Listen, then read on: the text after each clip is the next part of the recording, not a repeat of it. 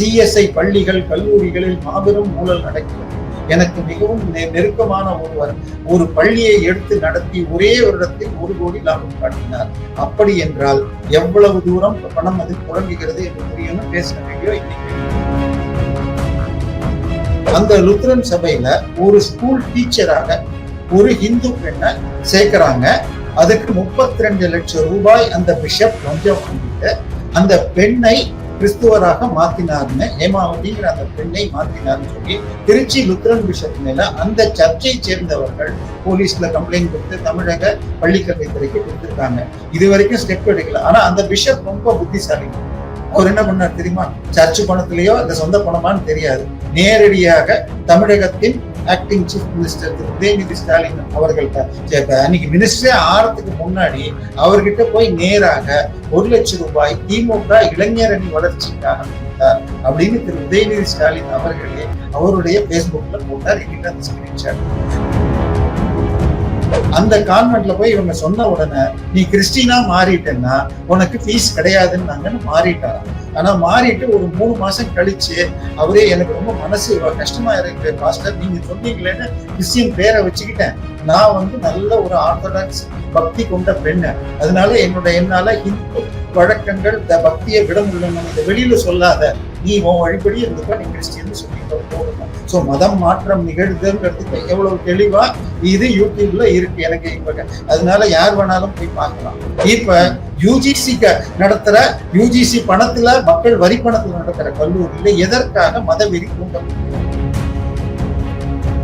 திருமாவர்கள் அரசியல் நாகரிகம்ன்றது ரொம்ப கம்மியா இருக்கு. பேட்டிக்கு ஸ்டேஷனுக்கு டிவி ஸ்டேஷன்ல பேட்டிக்கு வரப்ப ரொம்ப டீசெண்டா பேசுறார். ஆனால் அவருடைய மேடைகள் இன்னைக்கு யூடியூப்ல இருக்கு. அதெல்லாம் ரொம்ப கேட்டா தவறு, அந்த காலத்துல பேசின பாரு. இன்னைக்கு அந்த மாதிரி பேச்சுகள். இவர்கள் எல்லாருமே ஜாதி தலைவர்கள். அவர்கள் மீது விமர்சனங்கள் நீங்க அரசியல் மேடையில வைக்கலாம். ஆனா நீங்க உங்க பர்த்டே பார்ட்டியில அடுத்தவனை திட்டி நீ பெருசாகிறதுன்னு சொன்னா இவரை பத்தி இப்ப என்ன சொல்றது? இவர் ராஜபக்ஷாவை போய் அவர் கையில போய் கிஃப்ட வாங்கிட்டு வந்தாரு. அதை உடனே யாரோ கேட்ட உடனே நான் போல கூட்டத்தோட போன பின்னாடி இருந்தா அவரே எடுத்து கொடுத்தாரு. அப்புறம் வீடியோ பார்த்தா இவரு போய் முந்தி அடிச்சுட்டு போய் பிரைஸ். அந்த கல்லூரி வளாகத்திலேயே ஒரு போலீஸ் ஸ்டேஷன் இருக்குன்னு சொல்றாங்க. இதையெல்லாம் மீறி இப்படி ஒரு சம்பவம் நடந்திருக்கு. போலீஸ் தரப்பு சொல்றது ஒரே ஒரு நபர் ஃப்ரெண்ட்ஸ் ஆஃப் போலீஸ் போல ஒரு அமைப்பை சேர்ந்த ஒருத்தர் சொல்றாங்க. ஆனால் கடந்த 4 வருடத்துல 1 லட்சத்துக்கும் மேற்பட்டவர்களை அந்த திரிணாமுல் காங்கிரஸ் கட்சிக்காரர்களை போலீஸ் உதவியாளர்களாக பதவிக்கு போட்டிருக்காங்க. அப்ப கட்சிக்காரர்களை போலீஸ் உதவியாளர்னு சொல்லிட்டு ரவுடி ஆட்சி நடத்துறதுக்கு நடந்தது. அடுத்த சில நாட்களில் சித்தராமையா அவர்கள் பதவியிலிருந்து நீக்கப்படுவார்கள். வரப்போறது DK சிவகுமாரா அல்லது கார்கேவாங்கிறது தான் அந்த ஒரு சந்தேகமாக. TN News 24 நேயர்களுக்கு வணக்கம். என்ற நேர்காணலில் நம்முடன் இணைந்திருப்பவர் அரசியல் விமர்சகர் திரு தேவப்பிரியா அவர்கள். வணக்கம் சார். வணக்கம். எப்படி சார் இருக்கீங்க? நல்லா இருக்கேன். TN News 24க்கு ஃபர்ஸ்ட் டைம் பண்றோம். எனக்கு ரொம்ப பிடிச்ச சேனல். பல விஷயங்களை முதல்ல கவர் பண்றீங்க. கங்க்ராச்சுலேஷன்ஸ். நன்றி சார், நன்றி சார். சார், இப்போ மதுரை உயர்நீதிமன்றம் சமீபத்தில் ஒரு தீர்ப்பு ஒன்று கொடுத்துருந்துச்சு சார். அதாவது அனைத்து கிறிஸ்துவ பள்ளிகளும் அனைவரும் ஆசிரியர் ஆகலாம் அப்படின்னு சொல்லி ஒரு தீர்ப்பு கொடுத்திருந்தாங்க ஜஸ்டிஸ். என்ன பின்னணி சார்? இது சம்பந்தமா நீங்க இணையத்திலையும் போட்டிருந்தீங்களா? என்ன பதிவு சார்? அதாவது இது மதுரை சென்னை உயர்நீதிமன்றத்தின் மதுரை பெஞ்ச்ல ஒரு சிஎஸ்ஐ ஒரு கிறிஸ்தவரே போய் வழக்கு போட்டிருந்தார். அதாவது சிஎஸ்ஐ பள்ளிகளில் ஆசிரியர் ஆகணும்னா அவங்கள்ட்ட உறுப்பினராக இருக்கிறவங்க மாத்திரம்தான் கலந்துக்க முடியும்னு சட்டம் வச்சிருக்காங்க. அப்படின்னா கிறிஸ்தவரான எங்களால கூட சேர முடியாம போகுது. ஆனால் இந்த சிஎஸ்ஐ பள்ளிகள் எல்லாமே உங்களுக்கு அரசு உதவி பெறும் பள்ளிகள் பிளஸ் ஈவன் கல்லூரிகளும் ஆண்டுதோறும் மக்கள் வரி பணத்தில் 600 கோடிக்கு மேலாக மத்திய அரசின் நமது வரிப்பணத்தில் இயங்குகிறவை. எப்படி இது போல அவர்களுக்கு வேண்டுபவர்களை மட்டும் போட முடியும் அப்படின்னு அப்பீல் பண்ணியிருந்தாங்க. இதை விசாரிச்ச மதுரை உயர்நீதிமன்ற நீதிபதி இது சரியான வழிதான் இது. ஏன்னா இங்க மக்கள் வரி பணத்துல இயங்குது, அதனால இவருடைய ப்ளீ அக்செப்ட் பண்ணப்பட்டிருது. இவரையும் அப்பாயின்மெண்ட்ல கன்சிடர் பண்ணணும். அதோடு தமிழக அரசு சிஎஸ்ஐ நடத்துகிற கல்லூரிகள் பள்ளிகள்ல அனைத்து தமிழர்களும் இதுவாகிறதுக்கு வழிபடணும்னு சொல்லியிருக்காங்க. இதை பற்றி மக்கள் யாரும் விவாதிச்சிருக்காங்களா சார்? இல்ல ஒண்ணு பார்க்கணும். அதாவது சில ஒரு வருஷமோ ஒரு வருஷத்துக்கு முன்னாடின்னு நினைக்கிறேன். அதாவது நம்ம குளத்தூர்ல கபாலீஸ்வரர் கோயில் சார்பாக ஒரு கல்லூரி நடக்குது. ஐ மீன் கபாலீஸ்வரர் கோயில் பணத்துல சைவத்தை பரப்புறதுக்கு பண்ணலாம், ஆனாலும் எஜுகேஷன் இன்ஸ்டிடியூட் பண்ணிட்டாங்க. இதை ஆரம்பிச்ச பிறகாக திரு டி.ஆர். ரமேஷ் போட்ட வழக்குல இதற்கு மேல் கோவில் பணத்தில் பள்ளிகள் நடத்தக்கூடாது அப்படின்னு ஸ்டே இன்னைக்கும் இருக்கு. பட் இதுவும் ஐ திங்க் திருச்செந்தூர்ல கோவில்ல இருந்து தூத்துக்குடியில கன்னிமொழி தொகுதிக்கு செலவு பண்ணிட்டு இருக்காங்க. அது ரெண்டும் நடக்குது. இப்போ இந்த பள்ளியில ஒரு வாட்ச்மேன் வேலைக்கு ஒரு கிறிஸ்துவர் அப்ளை பண்ண போக அவர் பண்ண முடியாது அப்படின்னு தீர்ப்பு வந்துச்சு. அதை எடுத்து நம்ம முற்போக்கு ஆளர்னு சொல்லிக்கிற ஒரு பிற்போக்குவாதியான முன்னாள் நீதிபதி ஜஸ்டிஸ் சந்துரு அவர்கள் ஹிந்துக்கு ஒரு பேட்டியோ இல்ல கட்டுரையோ கொடுத்திருந்தார். அதுல என்ன சொல்லியிருந்தாருன்னா, இந்து அறநிலைத்துறை சார்பாக கோயில்கள் இருக்கும் கல்வெட்டுகளை படிக்கிறதுக்காக ஒரு அதுக்கு பேர் என்ன, எபிகிராபிஸ்ட்னு பேரு. கல்வெட்டு எழுத்துக்களை நம்மளால படிக்க முடியாது. ஸோ ஆர்கியாலஜிலேயே எபிகிராபிஸ்ட்னு ஒரு தொழில். அவங்க கல்வெட்டுகளை படிக்கிறவங்க, பிராமிய எழுத்து, வட்ட எழுத்து, கிரந்த எழுத்து, சம்ஸ்கிருத எழுத்து எல்லாத்தையும் படிக்கிறவங்களா இருக்கணும். அந்த எபிகிராபிக் போஸ்ட்ல ஒரு முஸ்லிமை நியமிக்கிறதா இருந்தப்போ அது சட்டப்படி முடியாதுன்னு வந்தப்போ என்கிட்ட வந்த வழக்கில் நான் தீர்ப்பு கொடுத்திருக்கேன். அந்த தீர்ப்பு படியாக அவரை சேர்க்கலாம் அப்படின்னு உடனே அடுத்த நாளே இது கோயில் பணத்தில் நடப்பதால் இது பண்ண முடியாதுங்கிறது கரெக்ட் தான். ஆனா நான் இப்படி ஒரு தீர்ப்பு கொடுத்தேன், சோ இதை வச்சு தமிழக அரசு பார்க்கணும் அப்படின்னு ஒண்ணு சொன்னார். ஆனால் இதை பார்த்த உடனே எனக்கு வேற ஏதோ ஒரு நினைவுகள் வந்தது. என்னுடைய வழக்கறிஞர் நண்பர்களை கேட்டா இவர் கொடுத்த தீர்ப்பு இந்து அறநிலையத்துறை சட்டத்திற்கு விரோதமானதுன்னு சொல்லிட்டு பெஞ்சில போய் அது தள்ளுபடி செய்யப்பட்டது. அங்க எபிகிராபிஸ்டா இருந்தாலும் ஹிந்துவா தான் இருக்கணும் அப்படின்னு இவருக்கு மேல 2 நீதிபதிகள் கொடுத்த பெஞ்சு சொல்லிடுச்சு. ஆனா இதை இவர் சுட்டி காட்டவே இல்லை. திரு ஜஸ்டிஸ் சந்துரு என்பவர், அதாவது ஒரு மார்க்சிஸ்ட் கட்சியை சேர்ந்தவர், வெற்று பேச்சுக்காக பல பொய்களை சொல்லுவார். இதுக்கு முன்னாடி கூட ஒரு தடவை பண்ணார். 2 தலைமை நீதிபதிகள் சென்னை உயர் நீதிமன்றத்தில் வேலை செஞ்சவங்க மேகாலயாவுக்கு டிரான்ஸ்பர் பண்ணாங்க. முதல்ல தலீல் ரஹமீன் ஒரு டிரான்ஸ்பர் பண்ணல, ஒரு பெண்மணி டிரான்ஸ்பர் பண்ணப்ப மேகாலயாவுக்கு அனுப்புனா அது ஒண்ணும் தப்பு இல்லை, இது அரசு சட்ட விதிகள் படியாக போறதுன்னு சொல்லி அதுக்கு சப்போர்ட்டாக அவர் கட்டுரை பெருசா எழுதுறாரு. அதே 2021 வேறொரு நீதிபதி பண்ணப்போ உடனே இது பனிஷ்மெண்ட், இது வேணும்னே பிஜேபி, அதாவது transfers and appointments of judges are done by collegium, இவர் வேணும்னே பிஜேபிக்கு எதிராக இல்லாத பொய்களை பரப்புறாரு அப்படிங்கிறது. எப்படி ஒரே விஷயம், ஒரு நீதிபதி ஏதோ தவறு செஞ்சாருன்னு மாத்தினப்ப கரெக்டுங்கிறாரு, இவருக்கு அவங்களை பிடிக்கலையா என்ன, இன்னொரு நீதிபதி பண்றப்போ இவர் இப்படி எழுதுறாரு. சோ இவர் தன்னுடைய கட்சி சார்பை வச்சுக்கிட்டு பொய்களை சொல்வார். பட் இதை தாண்டி நம்ம இன்னொன்னு பார்க்கணும். இப்ப நம்ம மேடைகள்ல எல்லாம் என்ன பார்ப்போம், சர்ச்சுக்குன்னு கொத்தடிமைகள் தான் தமிழ்நாட்டுல அரசியல்வாதிகள் அறியும். அதுல திராவிட இயக்கமா இருக்கட்டும், தமிழ் தேசியமா இருக்கட்டும், மார்க்சிசமா இருக்கட்டும், எல்லாமே கொத்தடிமைகளா இருக்காங்க, சர்ச் கொத்தடிமைகளா. இப்போ இவங்க எல்லாம் என்ன பண்ணுவாங்க, கிறிஸ்தவர்கள் இங்க சொல்லி கொடுத்ததுனாலதான் நாமெல்லாம் படிச்சோம் அப்படின்னு ஒண்ணு பரப்புவாங்க. இது எவ்வளவு பொய் என்பது எல்லா ஆராய்ச்சி பண்ண அத்தனை பேருக்கும் தெரியும்.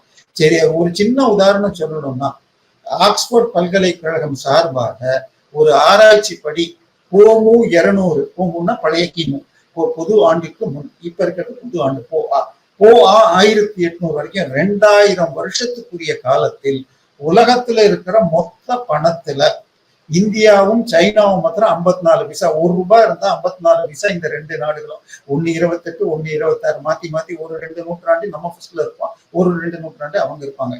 1800க்கு பிறகு கிறிஸ்தவ மிஷனரிகள் இங்கிருந்து நம்ம பணத்தை கொள்ளையடிச்சுட்டு போனதுனாலதான் இந்தியா ஏழை நாடாச்சு. கிறிஸ்தவ பிரிட்டிஷ் மிஷனரிகள் வழிகாட்டலில் இந்தியாவிலிருந்து கொள்ளையடித்து சென்ற பணத்திற்கு இன்றைய மதிப்பு ரூ. 4000 கோடிகள் என கொலம்பியா பல்கலைக்கழகத்துல JNU சேர்ந்த பேராசிரியர் கட்டுரை கொடுத்து அது பப்ளிஷ் ஆயிடும். அதே போல பிரிட்டிஷ் கிறிஸ்துவ ஆட்சியின் போது அவர்களுடைய மோசமான ஆட்சி மற்றும் செயற்கை பஞ்சங்களால் இந்தியாவில் கொல்லப்பட்டவர்கள் 20 கோடி மக்கள். சோ அவங்க அந்த காலகட்டத்துக்கு முன்னாடி வரைக்கும் பிரிண்டிங் கிடையாது, பிரிண்டிங் வந்துருச்சு. அதுக்கப்புறம் தொழில் ரெவல்யூஷன் வந்துச்சு. இதெல்லாம் நமக்கு கொடுக்காம தடுத்ததுதான் அவங்க. இங்க இருந்து கிறிஸ்தவ பிரிட்டிஷ் போறப்ப தமிழகத்துல படிச்சவங்க 7%, இன்னைக்கு 83%. அப்ப கிறிஸ்தவர்கள் படிப்பு கொடுத்தாங்கன்னா எவ்வளவு பார்க்கணும். இன்னொன்னு, இப்ப CSI பள்ளிகள்னு பார்த்தோம். CSI பள்ளிகள் ஒழுங்கா நடக்குதா? CSIங்கிறது ட்ரஸ்ட்ன்னு நம்ம எல்லாம் நினைச்சிட்டு இருக்கிறோம். ஆனால் பல வழக்குகள் சிஎஸ்ஐ ஊழல்கள் வந்தவங்க நாங்க ட்ரஸ்ட் இல்ல பிரைவேட் லிமிடெட் கம்பெனின்னு ஹைகோர்ட்ல அவங்களே டிக்ளேர் பண்ணியிருக்காங்க. அவங்கள கிட்டத்தட்ட 90 பிஷப்ஸ் அண்ட் பாஸ்டர்ஸ்ல கிட்டத்தட்ட 80% பேர் மேல வழக்கு இருக்கு. 26 பேரை நான் சஸ்பெண்ட் பண்றதுக்கு பண்ணியிருக்கேன் அப்படின்னு சொல்லிட்டு கர்னல் மேத்யூஸ்ங்கிறவர் பேட்டி கொடுத்திருக்காரு ஒரு சேனல்ல. அப்ப சிஎஸ்ஐ என்பால் ஊழல் என்பது சிஎஸ்ஐ சர்ச் என்றால் ஊழல்னு புரியும். உடனே சிஎஸ்ஐ மாத்திரம் தான் இப்படி எடுக்க வேண்டியதில்லை, கேத்தலிக்ஸ்ல ஈக்குவலா இருக்கு. லயோலா காலேஜ்ல திரு நம்ம நடிகர் ஜோசப் விஜயுடைய நெருங்கிய சொந்தக்காரர் அங்க இருக்கிற ஒரு பெண் பேராசிரியருக்கு தொந்தரவு கொடுத்தாருன்னு 64 லட்சம் ரூபாய் காம்பன்சேஷன் கொடுக்கணும்னு தீர்ப்பு வந்தது. ஸ்டே பண்ணி வாங்கி வச்சிருக்காங்க. இது இப்படி போறப்ப சிஎஸ்ஐ கோயம்புத்தூர் மாத்திரம், ஏன்னா இது பேப்பர்ல வந்தது மட்டுமே தான் நான் சொல்றேன். கோயம்புத்தூர்ல சிஎஸ்ஐ சர்ச்சுல ஒர்க் பண்ற பாஸ்டர்ஸ் ஊழியர்கள், சிஎஸ்ஐ ஸ்கூல்ஸ் அண்ட் காலேஜ்ல ஒர்க் பண்ற ஸ்கூல்ஸ் டீச்சர்ஸ், இவங்களுக்கு எல்லாம் அவங்க சம்பளத்துல 12% குடிச்சிட்டு பிஎஃப் இஎஸ்ஐன்னு குடிப்பாங்க. அதே அளவு 12% அவங்களும் கண்ட்ரிபியூட் பண்ணி கட்டணும். இப்படி பிடிக்கப்பட்ட பிஎஃப் இவங்க கட்டாம ஊழல் பண்ணது 25 கோடி ரூபாய். அப்படின்னா எவ்வளவுன்னு பாத்தீங்க, ஒரு ஆசிரியருடைய சராசரி சம்பளம் 40,000 ரூபான்னு வச்சுக்கிட்டீங்கன்னா இன்னும் கடைநிலை ஊழியர்னா இன்னும் குறைய கூட போகும். ஸோ 4,000 ரூபாய் மாசம்னு இவங்களுக்கு பிடிச்சத பல வருடங்களாக கட்டாம 25 கோடி ஊழல் பிஷப் உட்பட பலர் பேர்ல வழக்கு நடந்துகிட்டு இருக்கு. ஸோ இதே இன்னொன்னு பாத்தீங்கன்னு இந்த வழக்கு வந்ததே திருநெல்வேலி மண்டலத்துல இருந்து. திருநெல்வேலி மண்டலத்துல ஜாமக்காரன் ஒரு பத்திரிகை இருக்கு, அவர் சிஎஸ்ஐ பிஷப் நடத்துறது தான். அதுல ஆர்டிஐ மூலமாக பெறப்பட்ட தகவல்கள் மூலமாக 2017 முதல் 2015 முதல் 19 5 வருஷத்துல சிஎஸ்ஐ திருநெல்வேலி மண்டலம் மாத்திரம் வழக்கறிஞர்களுக்காக, அதாவது சிஎஸ்ஐல ஊழல் நடக்குது, மக்களுக்கு எதிரான செயல்கள் நடக்குதுன்னு வர்ற கேஸ்களை சிஎஸ்ஐ சார்பாக அவங்கள காப்பாத்துறதுக்காக வக்கீலுக்கு கொடுத்த ஃபீஸ் 57 கோடி ரூபாய். அப்போ ஒரு வருஷத்துக்கு 11 கோடி ரூபாய்க்கு மேல செலவு பண்றாங்க வக்கீல். இல்ல இது மூடி மறைக்கிறதுக்காக 57 கோடி வரைக்கும் செலவு பண்ணிருக்காங்க. அது அந்த 5 வருஷ பீரியடுக்கு உங்களுக்கு அந்த ஜாமக்காரன் பத்தி கட்டிங் என்னால கொடுக்க முடியும். சரியா? இதை தாண்டி இதுல ஸ்கூல் காலேஜ்ல அவங்க கணக்குல போட்டிருந்தா இது கணக்குல வராது. இது நேரடியாக அந்த மண்டல திருநெல்வேலி விவிலிய மாவட்ட மண்டலத்துடைய செலவு கணக்குல எழுதப்பட்டதுன்னு ஆர்டிஐல கேட்டோம். இன்னொன்னு பார்க்கணுங்க, இப்ப கிறிஸ்துவ பள்ளியோ முஸ்லிம் பள்ளியோ இருக்குன்னு வச்சுக்கோங்க, அதற்கு பெயர் மைனாரிட்டி இன்ஸ்டிடியூஷன் பேரு. அதற்கு பல்வேறு விதமான வரி சலுகைகள் உண்டு. அதுல ஒரு முக்கியமான கண்டிஷன் என்னன்னு சொன்னால், அவர்கள் மொத்த மாணவர்களில் 50% பேர் அந்த எந்த மைனாரிட்டிக்காக நடத்தப்படுறதோ அந்த மாணவர்களை சேர்க்கணும். கிறிஸ்துவ பள்ளியா இருந்தா கிறிஸ்தவர்களை சேர்க்கணும், முஸ்லிமா இருந்தா முஸ்லிம்களை சேர்க்கணும். ஆனால் திரு எடப்பாடி பழனிசாமி அவர்கள் இருந்த பொழுது ஒரு நோட்டீஸ் அனுப்புறாங்க. இது எல்லா இதுலயும் பள்ளியிலையும் கல்லூரியிலையும் நீங்க 50% இந்த மாதிரி சேர்த்திருக்கீங்களா, எத்தனை மாணவர்கள் இருக்காங்க அப்படின்னு கேட்கிறாங்க. உடனே லயோலா காலேஜ், இது நீங்க தாம்பரம் கிறிஸ்துவ கல்லூரி, சென்ட் மேரிஸ், ஏதோ 3 சேர்ந்துக்கிட்டு இதை கேட்கக்கூடாது, இது எங்கள் ஃபண்டமெண்டல் உரிமையை மீறுகிறது அப்படின்னு போய் ஸ்டே வாங்கியிருக்காங்க. இதுக்கு என்ன அர்த்தம்னா, அவங்க கிறிஸ்துவர்களை சேர்க்கல, ஆனா கிறிஸ்துவ மக்கள்கிட்ட உங்களுக்கு சேவை செய்யணும்னு சொல்லிட்டு நம்ம வரி பணத்தை சாப்பிட்டுக்கிட்டு இருக்காங்க. இதே மோகன் சி லாசரஸ் பேசின வீடியோ யூடியூப்ல போய் தேடினா இருக்கும். சிஎஸ்ஐ பள்ளிகள் கல்லூரிகளில் மாபெரும் ஊழல் நடக்கிறது. எனக்கு மிகவும் நெருக்கமான ஒருவர் ஒரு பள்ளியை எடுத்து நடத்தி ஒரே வருடத்தில் 1 கோடி லாபம் காட்டினார். அப்படி என்றால் எவ்வளவு தூரம் பணம் அதில் புழங்குகிறது என்று புரியணும் பேசின வீடியோ இன்னைக்கும் இருக்கு. சோ இவங்க ஸ்கூல், இதுக்கு அடுத்தது டீச்சர்ஸ் அப்பாயின்மெண்ட். என்னுடைய நெருங்கிய நண்பர் ஒருவர் இன்னைக்கு அவர் சயின்டிஸ்டாக அமெரிக்கால பணிபெற்று இருக்காரு. அவருடைய தமிழருக்கும் தனி மரபணு இருக்கா, மரபணு ஆராய்ச்சியில் உலக புகழ் பெற்றவர் டிபி ராம்குமார்னு பேர். அவர் மதுரையில படிச்சுட்டு இங்க பிஹெச்டி முடிச்சுட்டு வேலைக்கு ட்ரை பண்ணா கிறிஸ்டியன் காலேஜ் எல்லாத்துலயும் 40 லட்சம் 30 லட்சம் கொடுத்தா தான் ப்ரொஃபஸராக அசிஸ்டன்ட் ப்ரொஃபஸராக சேர்க்க முடியும். கடைசியில இன்னைக்கு அமெரிக்கால போய் வேலை செய்யறார். இதை அவர் பல்வேறு பதிவுகள்ல அவருடைய பேஸ்புக்லயே போட்டிருக்காரு. ஸோ டீச்சரா அப்பாயின்ட் பண்றதுல ஊழல், அவங்களுக்கு சம்பளம் கொடுக்கறதுல ஊழல், 50% மைனாரிட்டி ஸ்டூடெண்ட்ஸ் சேர்க்கறது இல்லை. இந்த ஊழல் புகார்களை இதை விட இன்னும் ஜாஸ்திங்க. இது உடனே சிஎஸ்ஐ மாத்திரம் இந்த ஆர்சியை பத்தி சொன்னேன். லுத்ரன் இன்னொரு சபை இருக்குங்க. அந்த லுத்ரன் சபையில ஒரு ஸ்கூல் டீச்சராக ஒரு ஹிந்து பெண்ணை சேர்க்கிறாங்க. அதுக்கு 32 லட்சம் ரூபாய் அந்த பிஷப் லஞ்சம் வாங்கிட்டு அந்த பெண்ணை கிறிஸ்துவராக மாத்தினார்னு, ஹேமாவதிங்கிற அந்த பெண்ணை மாத்தினார்னு சொல்லி திருச்சி லுத்ரன் பிஷப் மேல அந்த சர்ச்சை சேர்ந்தவர்கள் போலீஸ்ல கம்ப்ளைண்ட் கொடுத்து தமிழக பள்ளிக்கல்வித்துறைக்கு கொடுத்திருக்காங்க. இது வரைக்கும் ஸ்டெப் எடுக்கல. ஆனா அந்த பிஷப் ரொம்ப புத்திசாலி. அவர் என்ன பண்ணார் தெரியுமா? சர்ச்சு பணத்திலேயோ இல்ல சொந்த பணமான்னு தெரியாது, நேரடியாக தமிழகத்தின் acting chief minister Thiru Udhayanidhi Stalin அவர்கள் அன்னைக்கு மினிஸ்டரே ஆறதுக்கு முன்னாடி அவர்கிட்ட போய் நேராக 1 லட்சம் ரூபாய் திமுக இளைஞர் அணி வளர்ச்சிக்காக கொடுத்தார் அப்படின்னு திரு உதயநிதி ஸ்டாலின் அவர்களே அவருடைய பேஸ்புக்ல போட்டார். என்கிட்ட அந்த ஸ்கிரீன்ஷாட். சோ ஊழல்களின் இருப்பிடமாக கிறிஸ்துவ பள்ளிகளும் சர்ச்சுகளும் இருக்கு. இன்னும் சொல்ல போனா கேரளால அவங்க மெடிக்கல் காலேஜ் நடத்துறாங்க சிஎஸ்ஐ. அதுல 100 கோடிக்கு மேல டொனேஷன் ஸ்கேம் நடந்திருக்குன்னு லெப்ட் அவங்க பேர்ல இது போட்டு வழக்குகள் நடந்து கொண்டிருக்கு. எனவே இது தொடர்கிறது. இன்னொன்னு பள்ளிகள் சர்ச் சார்பாக பள்ளிகள் கல்லூரிகள்ல மத மாற்றங்கிறது நடந்துகிட்டு இருக்குன்னு நமக்கு தெரியும். இத உதாரணமாக அரியலூர் பள்ளியில அந்த மாணவி ஒட்டி தற்கொலை பண்ணிக்கிட்டார் லாவண்யான்னு. ஆனால் அதை சிபிஐ டேக் ஓவர் பண்றதுக்கு முன்னாடி அங்க இருந்த தடயங்கள் அனைத்தையும் போலீஸும் அந்த சர்ச் மேனேஜ்மெண்ட்டும் சேர்ந்து அழிச்சிட்டாங்க. தேசிய குழந்தைகள் நல வாரியம் அந்த எந்த இடத்தில் எந்த ரூம்லயோ அந்த குழந்தை தற்கொலை பண்ணி தொங்கினாங்களோ அந்த இடத்தை சீல் பண்ணிருக்கீங்களா, அதோட வீடியோ ஆடியோ இருக்குன்னா இல்ல, அதெல்லாம் எடுக்கிறதுக்கு முன்னாடி கிளீன் பண்ணிட்டோம்ன்றாங்க. அப்ப எந்த ஆதாரமும் இல்லாமல் வழக்குகள் இப்படி சிதைக்கப்படுகிறது. அதே போல தேசிய குழந்தைகள் நல வாரியத்துக்கு ஒரு கம்ப்ளைண்ட் வருது. நம்ம பீட்டர்ஸ் ரோட்ல மவுண்ட் ரோட்ல இருந்து நுழைஞ்சீங்கன்னா மோகனன் கல்லூரின்னு சிஎஸ்ஐ மோகனன் பள்ளின்னு, அந்த பள்ளியில் மாணவர்கள் துன்புறுத்தப்படுகிறார்கள், மதம் மாறணும் அப்படின்னு ஒண்ணு அதை விசாரிச்சு சொல்றோம்னு சொன்னா பரவாயில்ல. காலையில கம்ப்ளைண்ட் வருதுன்னு செய்தி வருது, மத்தியானமே துறை அமைச்சரும் துறையை சேர்ந்தவங்களும் அப்படி ஒண்ணு நடக்கவே இல்லை, அது பொய்யான தகவல் அப்படின்னு பரப்புறாங்க.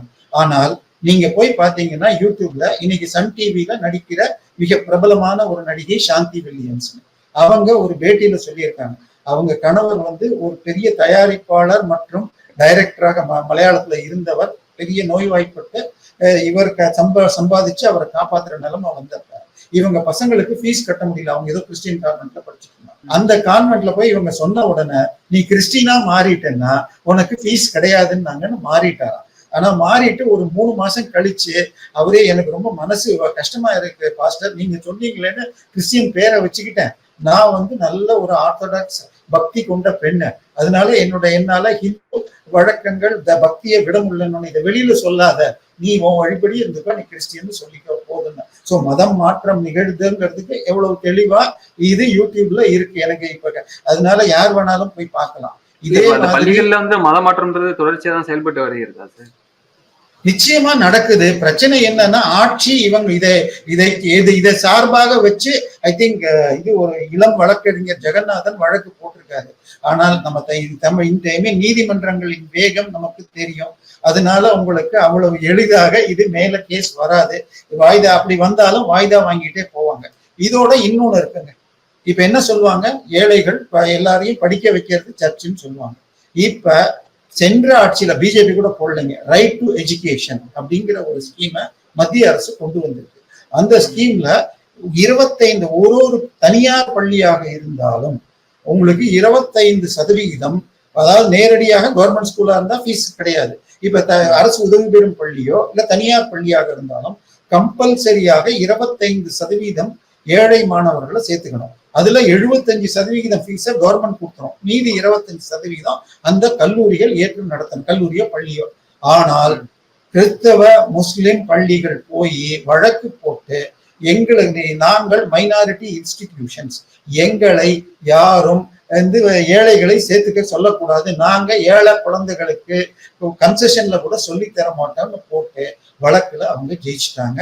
இதை வச்சுக்கிட்டு இந்திய குழந்தைகள் நல வாரியம் பார்த்தா கிட்டத்தட்ட ஆண்டுக்கு 2500 கோடி ரூபாய் அவர்களுக்கு லாபம் வருகிறது. சோ கிறிஸ்தவ பள்ளிகள்ங்கிறது நல்லது செய்யல, ஏழைகளுக்கு கல்வியை மறுக்கின்றன அப்படின்னு ஆகுது. இதை தாண்டி அடுத்தது இது சிஎஸ்ஐ பார்த்தோம். ஆர்சிக்கு போனோம்னு வச்சுக்கோங்க, கேத்தலிக்ஸ். ஏன்னா இந்தியாவில இருக்கிற கிறிஸ்டியன்ஸ்ல 75% பேர் கேத்தலிக்ஸ் தான். கேத்தலிக்ஸ்ல என்னடான்னா ஸ்கூல்ஸ்ல பாத்தீங்கன்னா அந்த உங்களுக்கு அங்கி போட்டுக்கிட்டு டீச்சர் பிரின்சிபலும் இல்லாட்டி மதர்னு சொல்லிக்கிட்டு இவங்களும் நன்ஸும் இருப்பாங்க.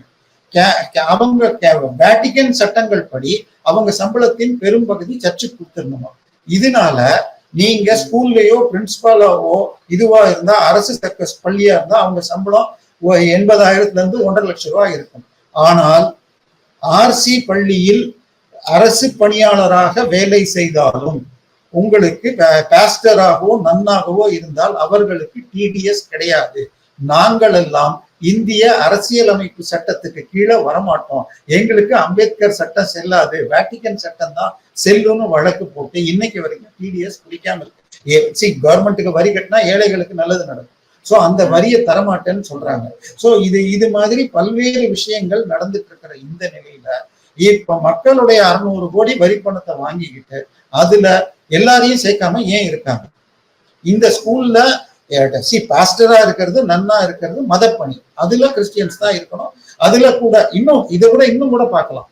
ஆர்சி சர்ச்சில் 15,000 பேர் தலித்துகள் எஸ்சி ஜாதியை சேர்ந்து கன்வெர்ட் ஆனவங்க பாஸ்டருக்கு படிச்சு முடிச்சிருக்காங்க.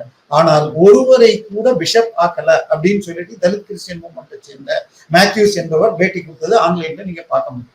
சோ இவங்க பட்டியல் சமூகத்துக்கு நல்லது பண்றது இல்லை. ஆனால் உங்களுக்கு இவங்க வரி கட்ட மாட்டேங்கிறாங்க, இவங்க ஏழை மாணவர்களுக்கு பண்ண மாட்டேங்கிறாங்க. ஆனா டீச்சராக ஏன் அப்பாயின்மெண்ட் பண்றது இல்லை? இதுதான். இது இங்க மாத்திரம் இல்லைங்க, இந்தியாவிலேயே தலை சிறந்த கல்லூரின்னு சொன்னால் டெல்லியில இருக்கிற செயின்ட் ஸ்டீஃபன்ஸ் காலேஜ்.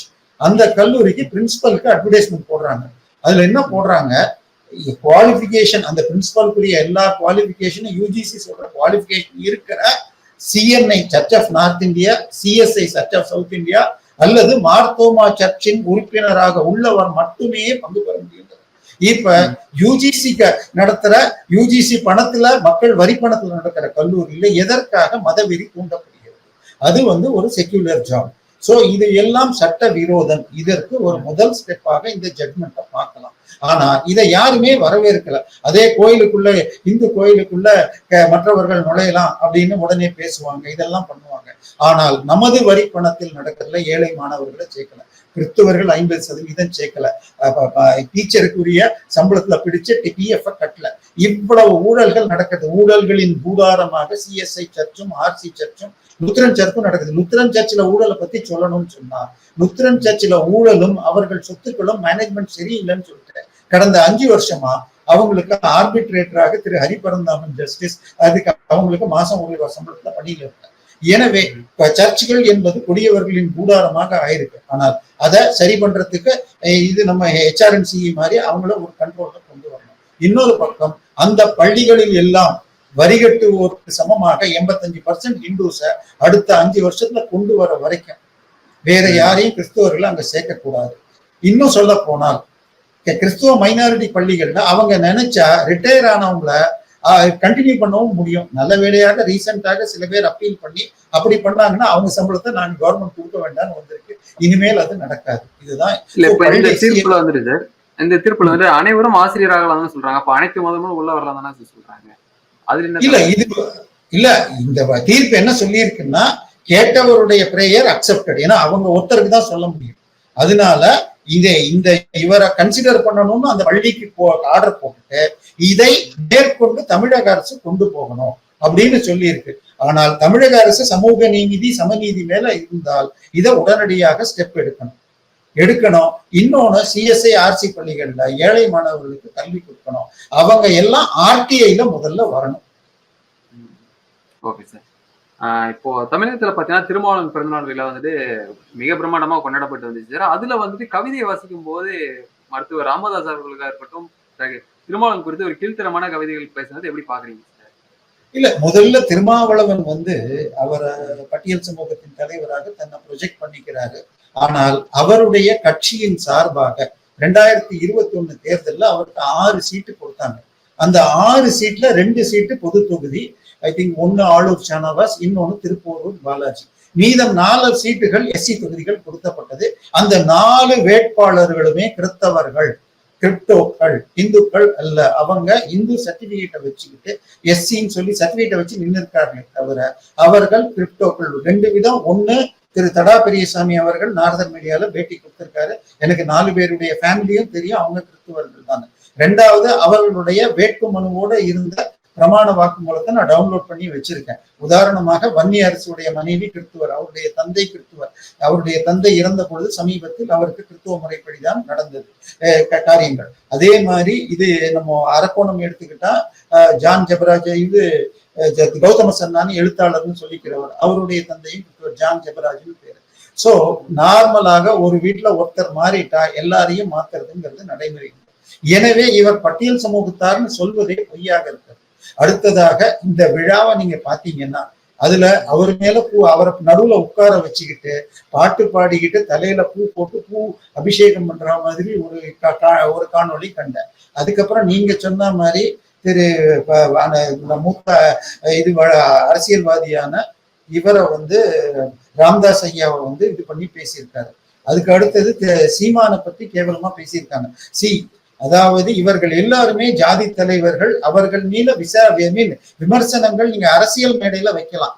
ஆனா நீங்க உங்க பர்த்டே பார்ட்டியில அடுத்தவனை திட்டி நீ பெருசாகிறதுன்னு சொன்னா இவரை பத்தி இப்ப என்ன சொல்றது? இவர் ராஜபக்ஷாவை போய் அவர் கையில போய் கிஃப்ட வாங்கிட்டு வந்தாரு. அதை உடனே யாரோ கேட்ட உடனே நான் போல கூட்டத்தோட போன பின்னாடி இருந்தா அவரே இழுத்து கொடுத்தாரு. அப்புறம் வீடியோ பார்த்தா இவரு போய் முந்தி அடிச்சுட்டு போய் பிரைஸ் வாங்கியிருக்காரு. அதே போல இன்னொரு ஒரு பேட்டியில சொல்லியிருக்காரு, நான் எந்த ஒரு தலித் தலைவர்களை இயக்கத்தின் தலைவரையும் தவறாக பேசினது இல்லைன்ட்டு திரு ஏர்போர்ட் மூர்த்தி ஷேர் பண்ணியிருக்காரு. வேறொரு மீட்டிங்ல மற்ற இயக்கங்கள் அந்த நாய்கள்னு கீழ்த்தரமா பேசியிருக்காரு. சோ திருமாவர்கள் அரசியல் நாகரிகம்ங்கிறது ரொம்ப கம்மியா இருக்கு. பேட்டிக்கு ஸ்டேஷனுக்கு டிவி ஸ்டேஷன்ல பேட்டிக்கு வரப்ப ரொம்ப டீசெண்டா பேசுறாரு. ஆனால் அவருடைய மேடைகள் இன்னைக்கு யூடியூப்ல இருக்கு. அதெல்லாம் ரொம்ப கேட்டா தவறு, அந்த காலத்துல பேசின பாரு. இன்னைக்கும் அந்த மாதிரி பேச்சுக்கள் தொடர்ந்துகிட்டு தான் இருக்கு. அவர் தமிழர் விரோதியாக தான் செயல்பட்டு இருக்காரு. உங்களுக்கு 2002லயோ 2003லயோ இதுல உங்களுக்கு லயோலா கல்லூரியில மாணவர்கள், அனைத்து கல்லூரி மாணவர்களுக்கு இதுல லயோலா காலேஜ்ல ஒரு இது மாணவர்கள் யூனியன் இருக்கு. அதுக்கு பேர் கேத்தலிக் ஸ்டூடெண்ட் யூனியன், எனக்கு டக்குன்னு பேர் வரல, நான் சொல்றேன், ஆல் இந்தியா கேத்தலிக் யூனியன் சொல்லிட்டேன். அதன் சார்பாக அம்பேத்கர் பற்றிய பேச்சு போட்டியில 2வது பரிசு பெற்றது திரு மா வெங்கடேசன் அவர்கள். இன்னைக்கு அவர் மத்திய அரசின் இது சுகாதாரத்துல இது ஊழியர்கள் அந்த ஊழியர்கள் நல வாரியத்துல இருக்காரு, அந்த துப்புரவு பணியாளர் வாரியம். அவருக்கு பிரைஸ் கொடுக்கறதுக்கு அன்னைக்கு இருந்தது திருமாவளவன். திருமாவளவன் நீ ஏன் கிறிஸ்துவனா மாறல அப்படிங்கிற மாதிரி என்கிட்ட கேள்வி கேட்டாரு. அன்னைக்கு கொடுக்கப்பட்ட பரிசுகள் எல்லாருமே உங்களுக்கு கிறிஸ்தவ புத்தகங்கள், அம்பேத்கர் பற்றி பேச்சு போட்டி. சோ டைஃபி அப்படிங்கிறதும் இந்த ஐகஃப் ஆல் இந்தியா கேத்தலிக் ஸ்டூடெண்ட், இதுல எல்லாத்துலயுமே மதம் மாற்றுவதற்காக தான் நடக்குது. மார்க்சிஸ்டுகள், டைஃபி, இவங்க எல்லாம் தமிழர்களையும் முஸ்லிம்களையும் முடிஞ்சால் கிறிஸ்தவராக மாற்றுறது, இல்லைன்னா அட்லீஸ்ட் அவங்க நாத்திகராக மாற்றுறதுங்கிற வேலை தான் நடக்குது. சோ இந்த பணி தான் தொடர்ந்துகிட்டு இருக்கு. சீமான் பத்தி நம்ம சொன்னா நமக்கு பல்வேறு விமர்சனங்கள் இருக்கலாம். ஆனா இவருடைய பிறந்த நாள் விழாவில் இந்த மாதிரி பேசணுமா, இதுதான் நமக்கு ரொம்ப கஷ்டமாக இருக்கிற விஷயம். இப்போ கொல்கத்தால பாத்தீங்கன்னா ஒரு அதிர்ச்சிக்குரிய சம்பவம் நடந்திருக்கு சார். அதன் தொடர்ச்சியா அந்த மாணவி கூட பாத்தீங்கன்னா பட்டியலத்தை சேர்ந்தது தான் இருக்கு. ஆனா தமிழகத்துல இருந்து யாருமே குரல் கொடுக்கல. குறிப்பா திருமாவளவர்களும் குரல் கொடுக்கல சார்.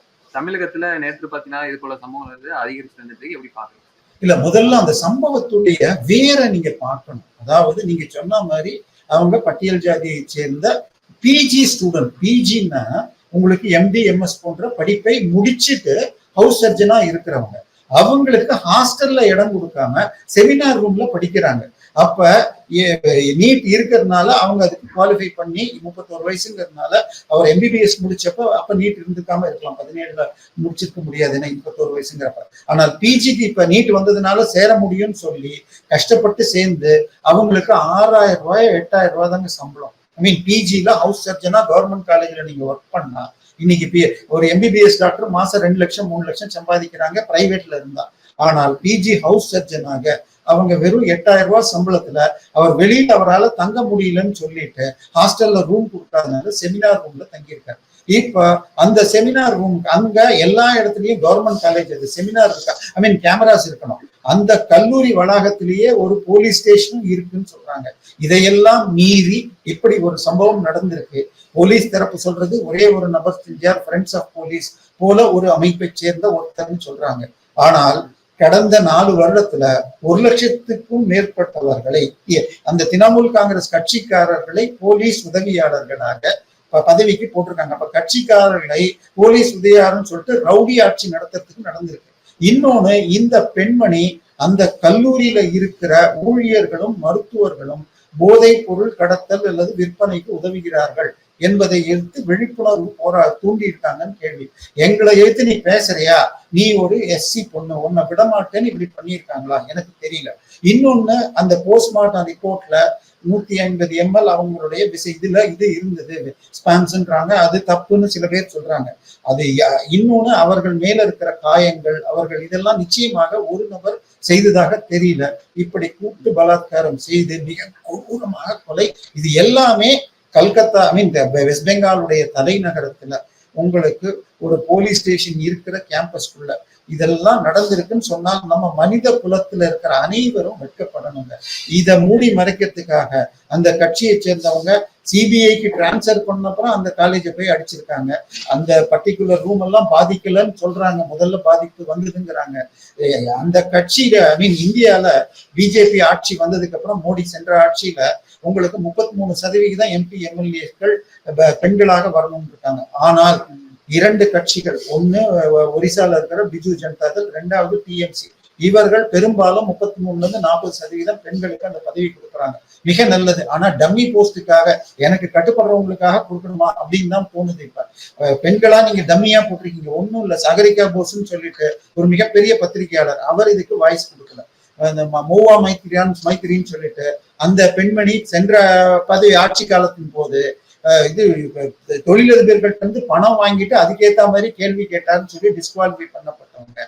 இப்ப அவங்க போலீஸ் தரப்பு செய்யற அராஜகம் டிஎம்சியை காப்பாற்ற பாக்குறாங்க. இன்னொன்னு, இந்த கூட்டு பலாத்காரமாக இருக்கும் என்றும் அதில் 3 பேர் மைனாரிட்டி சமூகத்தை சேர்ந்தவர்கள் என்றும் ஒருவர் டிஎம்சியின் மூத்த தலைவரின் மகன் அல்லது நெருங்கிய உறவினர், அதனாலதான் இப்படி மறைக்கிறார்கள் அப்படின்னு சொல்லிட்டு அந்த மாநிலத்தை சேர்ந்த பல மூத்த அரசியல் விமர்சகர்கள் விமர்சிக்கிறாங்க.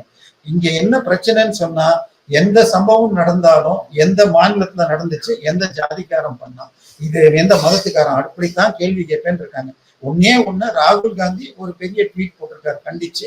அது என்ன செய்தி வருதுன்னா, அங்க இந்த எலெக்ஷன்ல வெஸ்ட் பெங்கால் சிபிஎம்மோட சேர்ந்து போய் இருந்த சீட்டையும் விட்டதுனால திரிணாமுல் காங்கிரஸ் கிட்ட பேரம் பேசுறதுக்காக அவர் ஒரு ட்வீட் போட்டிருக்காரு. அவ்வளவுதான், மற்றபடி இல்லை அப்படிங்கிற செய்தி வருகிறது. இப்ப தமிழகத்துல தினந்தோறும் நடந்துட்டு இருக்கு இந்த மாதிரி சம்பவங்கள். எதுவுமே பத்தி பேச மாட்டாங்க. 68 பேர் வந்து கள்ளச்சாராயம் குடிச்சு இறந்த இடத்துக்கு இன்னைக்கு வரைக்கும் ராகுல் காந்தி வரல, முதலமைச்சர் போகல. சேர்வராயன் மலையில கள்ளச்சாராயம் காய்ச்சற இடத்துக்கு அட்லீஸ்ட் துணை முதல்வர்னு நீங்க சொல்ற இவராவது போகணும்னாங்க, இது வரைக்கும் போனதாக தெரியல. அதே மாதிரி இப்ப கொள்ளிடத்துல இவங்க புதிதாக கட்டிய அணை 6 மாசத்துல அடிச்சுட்டு போச்சு. உடனே அதுக்கு ஒரு திமுக அமைச்சர் அது அணை இல்லைங்க, நீர் தாங்கும் சுவர் அப்படின்னு சொன்னதாக ஒரு பத்திரிகை செய்தி படிச்சேன். அதுல 3 பேர் நேற்று போய் சிக்கி இறந்து போனவங்களுக்கு 3 லட்சம் ரூபாய் கொடுக்குறாங்க. கள்ளச்சாராயத்துல இறந்தா 10 லட்சம் ரூபாய். அதை அவங்க இங்க இறந்ததுக்கு கள்ளச்சாராயத்துல வச்சுக்கலாம் போட்டு. தமிழகத்துடைய நிலைமை ரொம்ப கவலைக்கிரமா தாங்க இருக்கு. Okay sir. கர்நாடகால அந்த மாநில ஆளுநரை கண்டிச்சு ஆர்ப்பாட்டம்லாம் காங்கிரஸ் சார்பா நடத்துறாங்க, என்ன சார் அது பின்னணி? இல்ல, கர்நாடகால இது முதலமைச்சர் சித்தராமையாவுடைய மனைவிக்கு ஒரு நிலம் கொடுக்கப்பட்டிருக்கு. அதாவது 2006-09 நினைக்கிறேன், எஸ்.எம். கிருஷ்ணா ஆட்சியில இருந்தப்ப துணை முதல்வராக அன்னைக்கு சித்தராமையா இருந்த பொழுது இங்க சிஎம்டிஏன்னு சொல்ற மாதிரி மைசூர்ல மூடா அப்படிங்கிற மைசூர் அர்பன் டெவலப்மெண்ட் அத்தாரிட்டி அவங்க ஒரு லே அவுட் போடுறதுக்கு நிலங்கள் தேவைப்படுறப்போ அதன் அருகில இருந்த சித்தராமையாவினுடைய மனைவியிடமும் சேர்த்து எடுத்துக்கிட்டாங்க. அதுக்கு ஆல்டர்னேட்டாக கொடுக்கப்பட்ட இடம் அதை விட நல்ல பிரைம் லொகேஷன்ல ஹைவேஸ ஒட்டின மாதிரி இருக்கு. அந்த நிலத்துடைய மதிப்பு இவர் சித்தராமையா 9 மாசத்துக்கு முன்னாடி எலெக்ஷன்ல நின்னப்ப கொடுத்த அபிடவிட்ல அந்த இடத்துடைய மதிப்பு 10 கோடி ரூபான்னு கொடுத்திருக்காரு. இப்போ இந்த ஸ்கேம் பெருசாகிறதுக்கு முன்னாடி ஆரம்பத்துல எப்படியா நீ கவர்மெண்ட் இடத்த இப்படி வாங்கிக்கிட்ட அப்படின்னு பேச்சு வந்து, வேணாங்க நான் திருப்பி கொடுத்துறேன், என் இடத்த அவங்க எடுத்துக்கிட்டதால கொடுத்தது 68 கோடி ரூபாய் நான் கொடுத்துட்றேங்கிறாரு. இவரு அபிடவிட்ல கொடுக்குறப்ப 10 கோடின்னு பாரு, இவர் அதை திருப்பி கொடுக்கணும்னா 68 கோடியா. ஆனால் ஆக்சுவலா பார்த்தா அந்த காலகட்டத்தில் காங்கிரஸை சேர்ந்த பல பேருடைய சொத்துக்கள் எடுக்கப்பட்டு மாற்றாக அதை விட பல மடங்கு மதிப்புள்ள நிலங்கள் கொடுக்கப்பட்டிருக்கு. அதுவாக 4000 கோடி வரை ஊழல் நடந்திருக்கலாம் அப்படின்னு சொல்லி மிகப்பெரிய அளவுல கிளர்ச்சி நடந்துட்டு இருக்கு. என்ன ஒரு சிறு சந்தேகம், இவற்றை காங்கிரஸ்ல அங்க 3 பிரிவா பிரிஞ்சு கிடக்குங்க. ஒண்ணு வந்து சித்தராமையா, இன்னொன்னு டி.கே. சிவகுமார், மூணாவது மல்லிகார்ஜுன் கார்கே. அங்க என்ன நடக்குதுன்னா, காங்கிரஸ்ல திரு ராகுல் காந்தி திருப்பி தலைமை பதவிக்கு வந்துட்டு கார்கேவை அனுப்பணும்னு பாக்குறாங்க. கார்கேவை அனுப்பிச்சா நல்லா இருக்காதுங்கிறதுனால அவரை சீஃப் மினிஸ்டரா போடணும்னு பாக்குறாங்க. டி.கே. சிவகுமார் தான் திருப்பி சீஃப் மினிஸ்டர் ஆகணும்னு பாக்குறாரு. அதனால டி.கே. சிவகுமார் இந்த பேப்பரை லீக் பண்ணி இருப்பாரான்னு ஒரு சந்தேகம் இருக்கு. எலெக்ஷன்ல தோத்து முடிஞ்ச உடனேயே டி.கே. சிவகுமாருடைய சமூகத்தை சேர்ந்த, ஒக்காலிகா சமூகத்தை சேர்ந்த ஒரு ஆதீனம் அவர்கள் இல்ல உடனே டி.கே. சிவகுமார் பதவி கொடுக்கணும்னு பேசுறாங்க. சோ அங்கே இதுல என்னன்னு சொன்னால், சித்தராமையா ராகுல் காந்திக்கு வேண்டியவர், இவர் மல்லிகார்ஜுன் கார்கே சோனியா காந்திக்கு வேண்டியவர், டி.கே. சிவகுமார் பிரியங்காவோடு நட்பு. சோ 3 காந்திகளுக்கு இடையே 3 ஜாதிகள் சண்டை போடுற மாதிரி அங்க நடந்துட்டு இருக்கு. ஆனா ஊழலின் உச்சக்கட்டமாக இன்னைக்கு கர்நாடகா இருக்கு. டி.கே. சிவகுமார் 15% கொடுத்தாதான் எந்த கான்ட்ராக்டும் மூவ் ஆகுதுன்னு ஒரு கான்ட்ராக்ட் கொடுத்த வீடியோ வந்தது. இந்த ஆட்சியில் 50% வரை மொத்த லஞ்சத்திற்கு மாத்திரம் 50% செலவாகுதுன்னு இன்னொரு கான்ட்ராக்ட் கொடுக்கணும் சொல்லி. சோ தமிழ்நாட்டுல 53% இபில என்னுடைய நண்பர் ஒருவருடைய தோழர் சொன்னார். சோ லஞ்சத்தின் உச்சகட்டமாக இருக்கு. இன்னொன்னு, இவர்கள் இலவசம் கொடுக்கறதுக்காக உங்களுக்கு வந்து இன்னைக்கு எந்த ஒரு டெவலப்மெண்ட் ப்ரோக்ராமும் செய்ய முடியாதுன்னு நிதியமைச்சர் சொல்லிதான் பட்ஜெட்டையே கொடுக்குறாரு. இதுக்கு அடுத்தது பாத்தீங்கன்னு சொன்னா, வால்மீகி இதுன்னு சொல்லிட்டு எஸ்டி மக்களுக்காக ஒரு வெல்ஃபேர் ஸ்கீம்ல 183 கோடியில பெரும்பான்மையான தொகை உங்களுக்கு பிரைவேட் அக்கௌண்ட்ஸுக்கு டிரான்ஸ்பர் பண்ணியிருக்கு. அதுல முன்னாள் அந்த இது ஆதி திராவிட நலத்துறை அமைச்சரை ரிசைன் பண்ணியிருக்காங்க. அந்த பணத்துல 3 கோடி ரூபாய் லம்பாடினி காருக்கு ஹைதராபாத் ஷோரூம் கொடுத்த பணத்தை தடுத்து பிடிச்சிருக்காங்க. இன்னும் அதோடைய விவரங்கள் வரல. அடுத்த சில நாட்களில் சித்தராமையா அவர்கள் பதவியிலிருந்து நீக்கப்படுவார்கள். வரப்போறது டி.கே. சிவகுமாரா அல்லது கார்கேவாங்கிறது தான் அங்க ஒரு சந்தேகமாக தோணுகிறது. தொடர்ந்து பேசுவோம். நேர்காணல் கொடுத்த அமைக்கு நன்றி சார். நன்றி. Thank you sir.